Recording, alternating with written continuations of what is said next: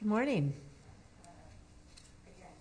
Yes, well, welcome, and welcome back. Ms. Wilson, when you're seated and comfortable, you may begin with your opening statement. Hello, and thank you for your time again. I thought maybe it would be helpful as an attorney who's practiced before the appellate courts for 20 years to explain some of the qualities that those of us who practice before the court appreciate in justices. Justices should have appellate experience. Appellate practice is a different creature than trial practice. Trial attorneys argue the facts of their cases to a judge who then applies established law to those facts. As appellate attorneys, we really can't argue the facts. Those are established below. Instead, we argue matters of law and policy. Appellate justices formulate law or policy that will work fairly going forward for all, and they must therefore be alert to the long-term consequences of their decisions. According to Westlaw, I have been counsel of record in now 395 appeals. Those numbers do not include the hundreds more cases where I have obtained orders on voluntary dismissals, motions to reverse, motions to withdraw as a frivolous appeal, or the unpublished opinions from the Court of Appeals that predated Westlaw's record keeping. If you type my name into online records on the appellate side, you'll come up with more than 2,000 results. Simply put, I have handled more appeals than all of the other applicants combined. Justices should be thoughtful and have a talent for legal analysis. The Supreme Court addresses substantial issues of first impression, the constitutionality of statutes, rules, and practices, and urgent issues of broad public importance. The nature of the Supreme Court's work requires someone with exceptional competence and foresight. As an appellate practitioner, I regularly address novel issues of law and issues of constitutional import before the court, and occasionally before the U.S. Supreme Court. Justices should excel at legal research and writing. The Iowa Supreme Court interprets the law that lower courts, attorneys, and the public must follow. It may require consideration of U.S. Supreme Court precedent or case law and similar statutes from other states. It most definitely requires the ability to clearly and succinctly state what the law either allows or prohibits so that litigants, attorneys, and judges can apply it. I obviously have substantial experience with research and writing as an appellate attorney. But my writing skills started with my high school newspaper and continued into my study of journalism at Iowa State University, where I won various journalism awards and scholarships. Justices should represent a variety of perspectives. No one attorney knows everything about every aspect of the law.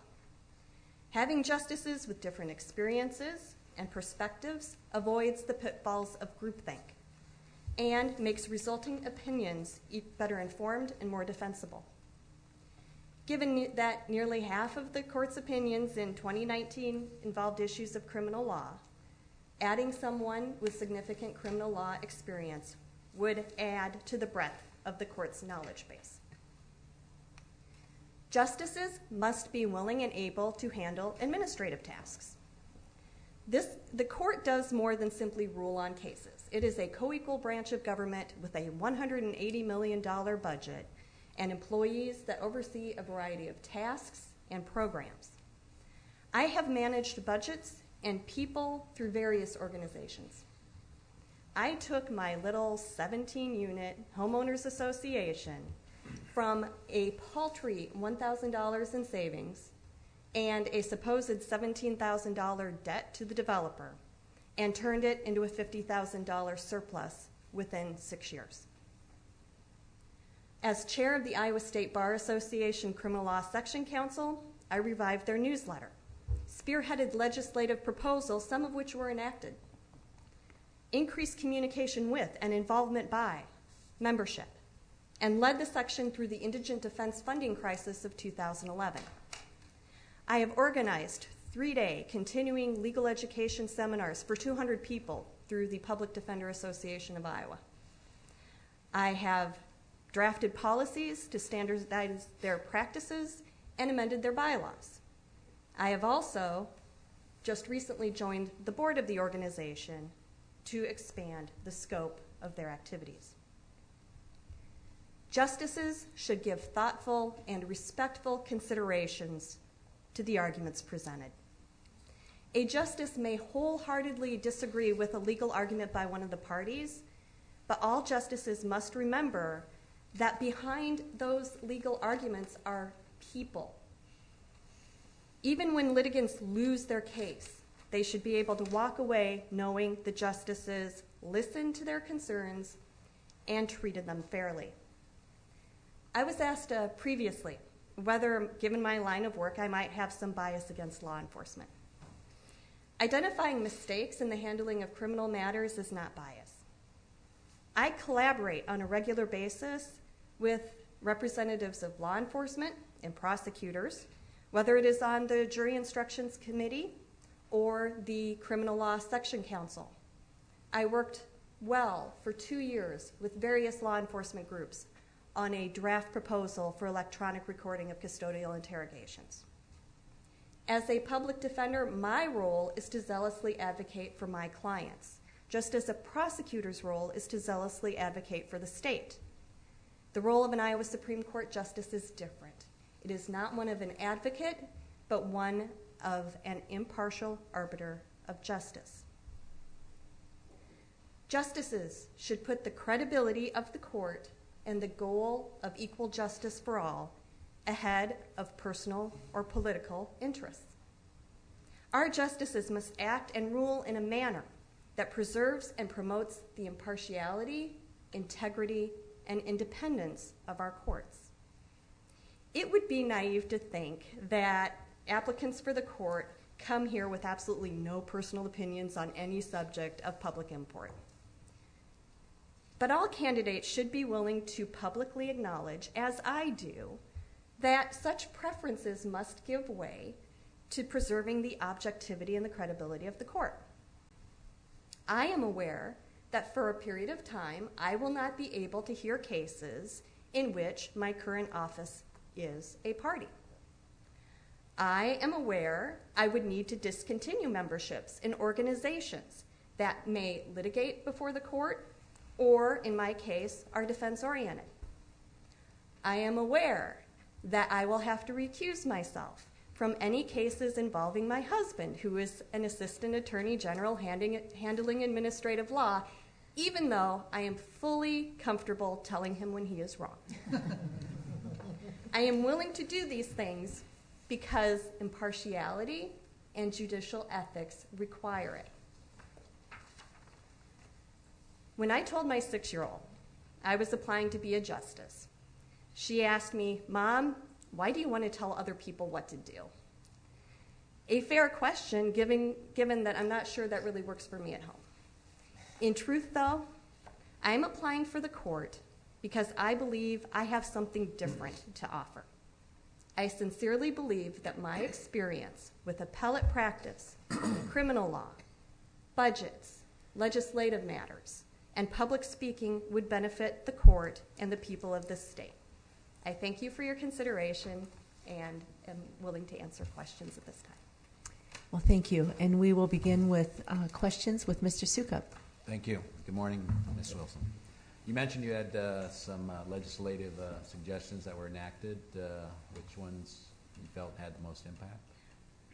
In my area of practice, the one that had the most impact was Iowa Code Section 814.7, which has since been changed by the legislature very recently. When I initially started with appellate practice, we had the choice of raising ineffective assistance of counsel claims on direct appeal or not. The problem was, if we raised them on appeal, we had to have the record to support it.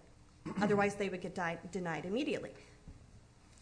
But in order for our clients to raise those claims in post-conviction, they would have to claim us ineffective for not raising it if we didn't feel the record was adequate. So yes, we had the choice to raise it on direct appeal, but it really wasn't a choice at all. We had to raise it. And that could really harm our clients long term.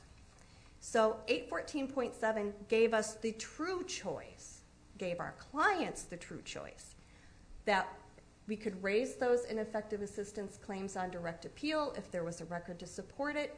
If there wasn't a record to support it, the court would preserve it for post-conviction. We didn't have to worry about being claimed ineffective for not proving it up on appeal. Or the client could go directly to post-conviction with an ineffective assistance claims. It gave much more opportunities for the defendant to properly assert his claim in the correct forum. Thank you. Thank you. Ms. Valentine. Thank you. How would you contrast your vast appellate experience with another candidate that may have a lot of jury trial experience? How do you see those as being different? The world of appellate practice involves a lot of foresight. You're not handling that one case in front of you. I mean, you are, obviously, for your client. But you have to be aware of how that's going to impact future cases down the road. The court is going to ask you, if we decide this case in this manner here, how is that going to impact this case over here? So that's the first thing. Secondly, having had appellate practice helps in understanding appellate strategy. I can tell you that sometimes appellate attorneys recognize that an issue exists, but we choose not to raise it for strategic reasons. I'll point in particular to one case that went before the Court of Appeals. It was a guilty plea case. There were two potential issues. One would simply allow the defendant a resentencing opportunity. The other would completely overturn the plea, and he'd start back in a worse position than what he had with his plea agreement. The decision was made, with his input, to go forward on only the sentencing issue. The Court of Appeals, nonetheless, decided both issues. There is a reason attorneys don't always raise issues, and this is one of my tenets. If I ever become an appellate judge or justice, only rule on the issues raised by the parties, not the issues that could have or should have been raised. Thank you. Thank you. Mrs. Sinclair. Have you ever applied to be on the district court? And if not, why not? I have not, for the same reasons that I discussed between trial practice and appellate practice. I believe trial practitioners are better suited to district court. They know the ins and outs of what happens in the district court, just as appellate attorneys know the ins and outs of what happens in the appellate courts. Could I do it? Certainly. As I've said before, I think I'd be a better trial attorney now, having had the appellate practice that I've had. But no, I have not for that reason. Thank you. Ms. Conover? Ms. Wilson, as you know, the Supreme Court has administrative functions as well as their substantive opinion functions. What do you see as the challenges facing the court administratively right now, and do you have any sort of thought or plan or approach as to how you would address those issues for the court? The budget is always the big issue. As with any part of state government, budgets matter. I believe I mentioned in my last interview that the court received $3 million less than they requested, which was still more than the previous fiscal year. But if you look long term between fiscal year 16 and fiscal year 20, the budget of the court only went up something like 1.4%, not even with inflation. So budgets matter. There are a lot of programs that the courts are in charge of, and everybody sees the decisions that come down from the Iowa Supreme Court, often divisive decisions, and they get all the attention. But people don't often see the day-to-day operation of the court, be it the diversionary courts or problem-solving courts, the need for interpreters to provide people, the need to keep rural courthouses in particular open so that people have access to them. All of these are functions of the budget. The court administrator's budget proposal for fiscal year 21 noted that the age of pending cases in all categories is above the standard set for those categories, and that they don't have enough clerk staff in 32 of our 99 counties. It's not a matter of just advocating for money with the legislature. It's about advocating for the court with the public. Thank you. Mr. Berger. No question. Mr. Goodman.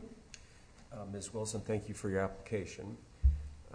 I served on the 5C Commission a number of years ago, and there was an applicant who was a criminal defense lawyer, and in his bid to be selected, wanted to convince the commissioners that he was not slanted towards the defense and could be fair to prosecutors. And in making that persuasive case, he said, I can assure you that in 5 years, if you read only my opinions, you will not be able to tell 5 years before that opinion was written, or any of the opinions in that 5-year period, that I was in my former life a criminal defense lawyer.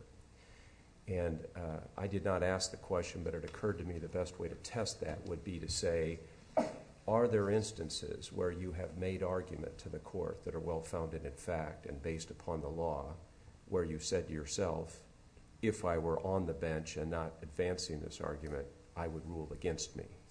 And if so, are there examples of those that you can share without giving the intimate details or names of the participants?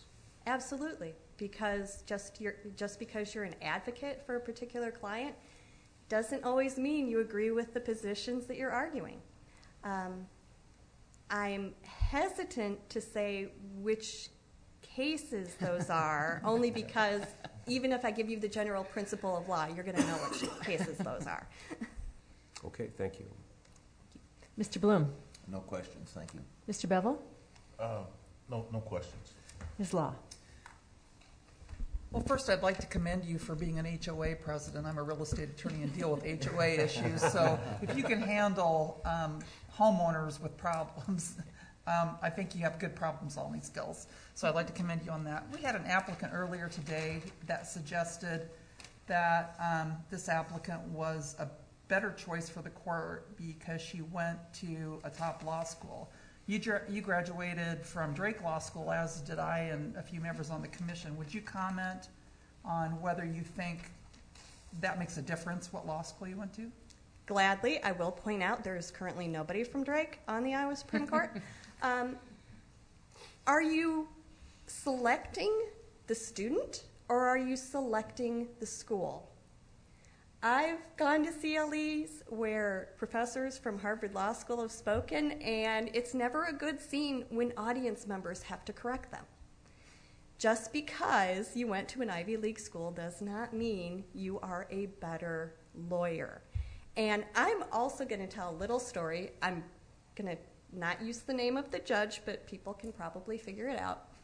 When I was in Sioux City clerking, there was an opening for a federal district court law clerk. So I put in for it. I had done law review and moot court, so certainly I would at least get an interview. I did not. I heard nothing. All right. A few months later, there's this announcement for a law clerk / legal secretary with the same judge. I said, not sure about it, but I'll go ahead and put in for it again. And I got an interview. I went in for the interview, and the judge said, oh, I saw your resume the first time around. It was really good. But, you know, I'm getting applications from Harvard and Yale, so you understand. And I did understand because I understood that judge went to Drake. So do not select the law school. Select the student. Thank you. Mr. Spees. Well, as a criminal defense lawyer, I almost instinctively rose to object to Mr. Goodman's question, but I didn't. Having served on the jury instructions committee myself, I know that is a really intense intellectual exercise, was there an area of civil law or tort law that you were particularly interested in while serving on that committee? You know, honestly, a lot of what they've been working on over the last few years has dealt with implicit bias, but we've done some employment law issues that were interesting. Obviously, as a member of the committee, I'm generally assigned to do criminal law, so I don't really get to delve into the other areas as much, but at least, you know, yes, we've gotten exposure into tort practice too, the restatement of third. Thanks. Well, thank you, Ms. Wilson. We appreciate you being here today. We are out of time, but again, we thank you and we wish you well. Thank you.